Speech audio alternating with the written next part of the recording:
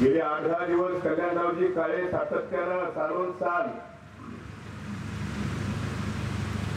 सामुदायिक विवाह सोहळा असेल, आरोग्य शिबिर असेल, रक्तदान असेल,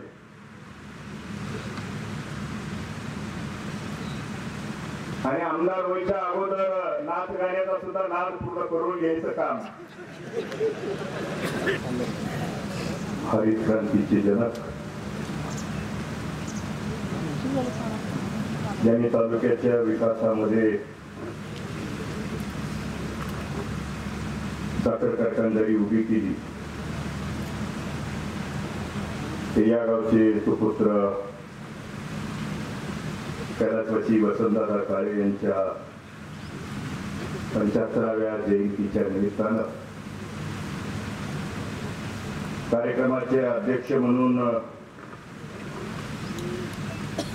उपस्थित असलेले देशाचे माजी गृहमंत्री आदरणीय शिंदे साहेब,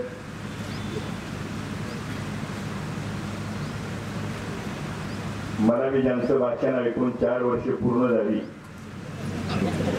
त्या योगाला ते राज्याचे माजी मुख्यमंत्री आदरणीय राणेसाहेब, आदरणीय नीलमताई राणे वहिनी, या कार्यक्रमासाठी व्यासपीठावर उपस्थित असलेले सर्वच मान्यवर, कारण 4:30 वाजता राणे साहेबांना या ठिकाणून हेलिकॉप्टरनं निघायचं आहे. ज्याने आपल्या सर्वांना एकत्र बोलवलं ते सरकार शिरोमणीचे चेअरमन आणि अलीकडच्या काळात वाकून चालणारे आमचे सहकारी कल्याणरावजी काळे, सर्व उपस्थित मान्यवर, शेतकरी बंधू भगिनी, पत्रकार बंधू आणि माझ्या तरुण मित्रांनो, आज स्वर्गीय वसंतदादांची जयंती आणि पुण्यतिथी 8 तारखेला दादांचा वाढदिवस झाला आणि 9 तारखेला दादा दुर्दैवानं आपल्यातून निघून गेले. पुत्र व्हावा ऐसा धोंडा ती नोकरी लागो झेंडा. गेले 8-10 दिवस कल्याणरावजी काळे सातत्यानं सालून साल सामुदायिक विवाह सोहळा असेल, आरोग्य शिबिर असेल, रक्तदान असेल,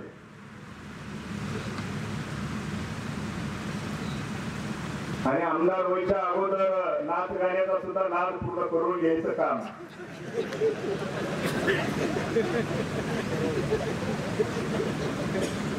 आज त्याला जोडून आपल्या सर्वांना शेतकरी मेळावा या ठिकाणी सर्व नेत्यांचं मार्गदर्शन ऐकण्यासाठी त्यांनी मेळावा आयोजित केलेला.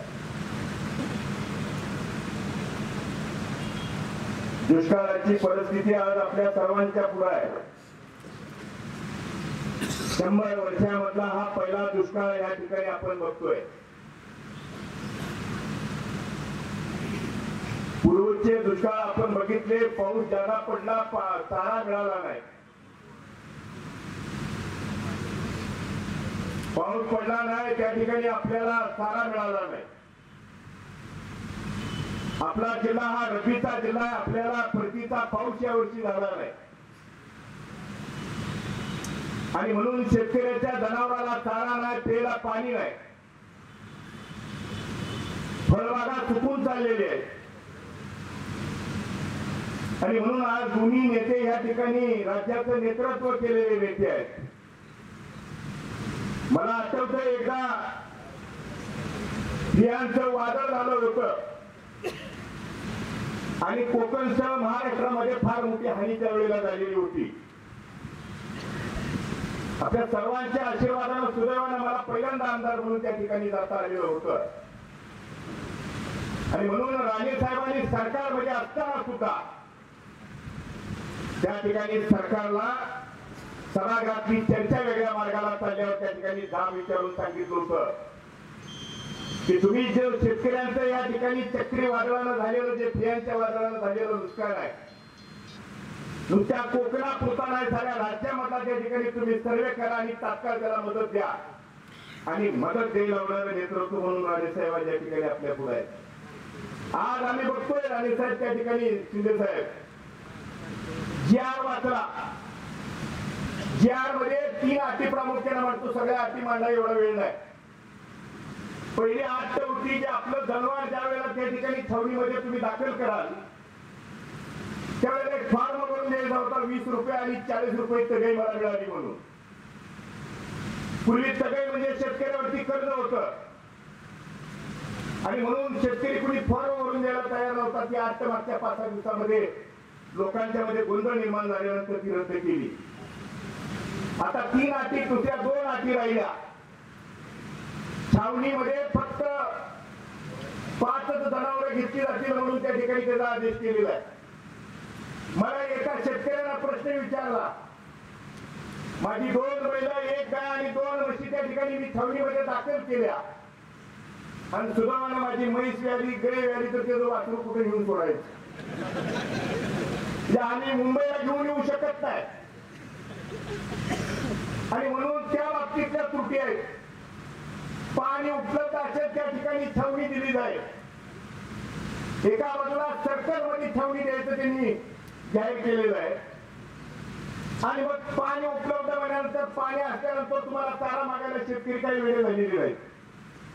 आणि म्हणून एका बाजूला अशा त्रुटी त्या ठिकाणी घेऊन सर्कल म्हणजे साहेब 15 किलोमीटर पर्यंत वैरण न्यायला वेळ लागतो किंवा अंतर मिळतं.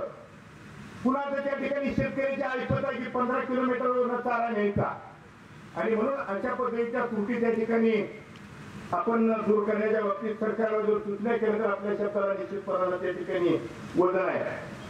हेक्टरी 6,000 रुपये दिले त्या ठिकाणी युद्ध पातळीवर काम करून ते आता शेतकऱ्यांच्या खात्यावरती पैसे द्यायचं सरकारचं धोरण आहे. तर फळबागा वाचवायला आपण त्यावेळेला सरकारमधून, तुम्ही आज शिंदे साहेब आहेत, आदरणीय शरदचंद्रजी पवार साहेब, या सर्व नेते मंडळींनी मल्चिंगच्या अट रद्द करून फळबागा वाचवायसाठी त्या ठिकाणी शेतकऱ्यांना टँकर देण्याची जबाबदारी आपण त्या ठिकाणी पार पाडलेली होती, अनुदान दिलेलं होतं. आज आपल्याला 6,000 रुपये वरच त्या ठिकाणी बोलवून केली जाते की काय अशी भीती फळबागा असलेल्या शेतकऱ्याला वाटायला लागलेली आहे. आणि म्हणून हा शेतकरी जगला पाहिजे. हा दुष्काळ काय जगायला नाही. 3 दिवसापूर्वी आपण छत्रपती शिवाजी महाराजांची जयंती साजरी केलेली आहे. या छत्रपती शिवरायांनी त्या काळात दुष्काळ पडल्यानंतर आपली ज्वारीची कोठार खुली केली, गंजीच्या गंजी जनावरांच्या साठी शेतकऱ्याला देण्याचं काम केलेलं होतं. त्यावेळेला सगळे शेतसारा त्या ठिकाणी माफ केला होता. खंडीला धान्य वाटायचं काम छत्रपती शिवरायांनी केलेलं होतं. आणि एखाद्याला पशुला किंवा त्या ठिकाणी दुष्काळामध्ये जर एखाद्याचं जनावर लगावलं तर त्याला बैल जुळू देऊन त्याची पेरणी केली पाहिजे. पाऊस पडल्यानंतर त्याची रयतेची काळजी घेणारा राजा आज आपल्याला 21व्या शतकामध्ये सुद्धा त्याच जोमानं, त्याच अभिमानानं आठवतो. आणि म्हणून त्याच पद्धतीनं सरकारनं सुद्धा छत्रपती शिवरायांच्या इतिहासाचं सिंहावलोकन करून मागोवा घेऊन जर त्याचा विकासाच्या बाबतीत, त्या दृष्टीने शेतकऱ्यांच्या अडचणीच्या बाबतीत जर काम केलं तर निश्चितपणाने त्या ठिकाणी आपल्याला हा शेतकरी सुखी बघायला मिळेल. कारखानदारीच्या बाबतीत कल्याणरावनी सांगितलेली गोष्ट खरी आहे. आज परवा 31 रुपये दर केला. व्यापाऱ्यांनी 3105 रुपये, 3102 रुपये, 3107 रुपये असे दर भरायला सुरुवात. आणि मागणी किती? 10,000 जरी फुटी काढली बाहेर तर 1,500, 200, 400, 500 फुटी.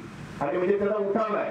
आणि म्हणून मी राणे साहेबांना, शिंदे साहेबांना म्हणत होतो की त्याचा बफर स्टॉक झाला पाहिजे. आणि बाहेर आज गोडाऊन उभा करायला लागलेले आहेत. आणि त्याच्यामुळे उद्या जर वादळ बिदळ झाली तर सगळी साखर भिजणार आहे. आणि म्हणून त्याच्यासाठी सुद्धा बफर स्टॉक करणं सरकारनं काळाची गरज आहे. आणि म्हणून त्या दृष्टीनं जर केलं तरच निश्चितपणानं आता पुन्हा सरकार म्हणते की आम्ही एक्साइज लोन देऊ आपल्याला. पहिलीच आमच्या सगळ्या डोंगल्यावरती एवढी कर्ज झाली की तिची सुद्धा. पूर्वी शरद पवार साहेब कृषी मंत्री असताना जे काळात FRP साठी कर्ज दिलं, मोदी साहेबांचं सरकार आल्यावरती 14 साली कर्ज दिलं. आता पुन्हा त्यात कर्ज म्हणजे इतर राज्य अनुदान देत आहेत.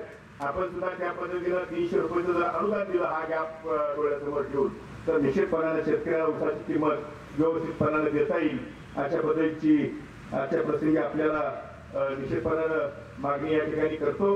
आपण आज एका चांगल्या कार्यक्रमाला या ठिकाणी आलात, आम्हाला मार्गदर्शन करण्यासाठी उपस्थित झाला त्याबद्दल आदरणीय शिंदे साहेब, आदरणीय राणे साहेब आदरणीय वहिनी यांना मी मनापासून धन्यवाद देतो. आमचं बापू बघितलं तर शहाजी बापू दुष्काळात काही वाटत नाही, जरा शिंदे साहेब म्हणजे जरा अर्ज चुकला पाहिजे आणि म्हणून दुष्काळ आपल्याला त्या ठिकाणी आज झळालेल्या जाणवायला लागलेले आहेत आणि म्हणून आपण आदरणीय नेत्यांना विनंती करतो आणि माझा 2 शब्द संपवतो. जय हिंद, जय महाराष्ट्र.